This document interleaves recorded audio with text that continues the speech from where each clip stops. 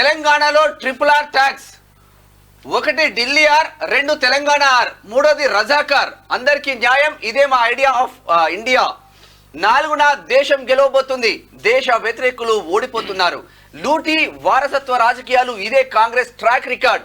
రాముణ్ణి పూజిస్తే దేశద్రోహమా, ఇండి కూటమితో భద్రం. బీఆర్ఎస్ నకలు కాంగ్రెస్, కారుకు ఓటేస్తే కాంగ్రెస్ కు వేసినట్టే. బీఆర్ఎస్ అవినీతిపై కాంగ్రెస్ ప్రభుత్వం పెన్ను కదల్చడం లేదు. కాంగ్రెస్ హిందూ వ్యతిరేకి, అందుకే ముస్లిం రిజర్వేషన్లకు ఆ పార్టీ మద్దతు. ఎల్బీ స్టేడియం నారాయణపేట జన సభల్లో ప్రధానమంత్రి నరేంద్ర మోడీ తర్వాత ఇక్కడ అందరు అభ్యర్థులు ఉన్నారు. విశ్వేశ్వరరెడ్డి, మాధవి లత, కిషన్ రెడ్డి, ఈటల రాజేందర్, బూర నరసన్న గౌడ్ అందరు ఉన్నారు.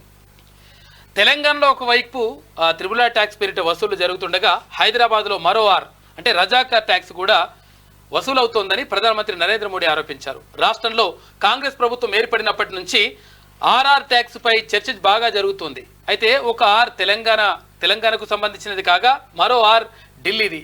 ఈ రెండు ఆర్లు హైదరాబాద్ను తెలంగాణ లూటీ ఏటీఎంగా మార్చుకున్నాయి.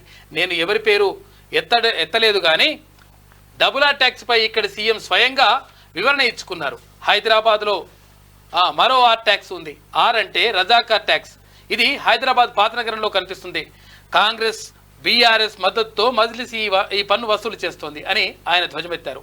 అందరికీ న్యాయం, ఎవరిని బుద్ధగించకపోవడం, ఇదే ఐడియా ఆఫ్ ఇండియా అని తేల్చి చెప్పారు. లోక్సభ ఎన్నికల ప్రచారంలో భాగంగా శుక్రవారం ఆయన నారాయణపేట జిల్లా కేంద్రంలో, ఆ తర్వాత ఇటు హైదరాబాద్లో ఆయన సభల్లో పాల్గొని మాట్లాడారు.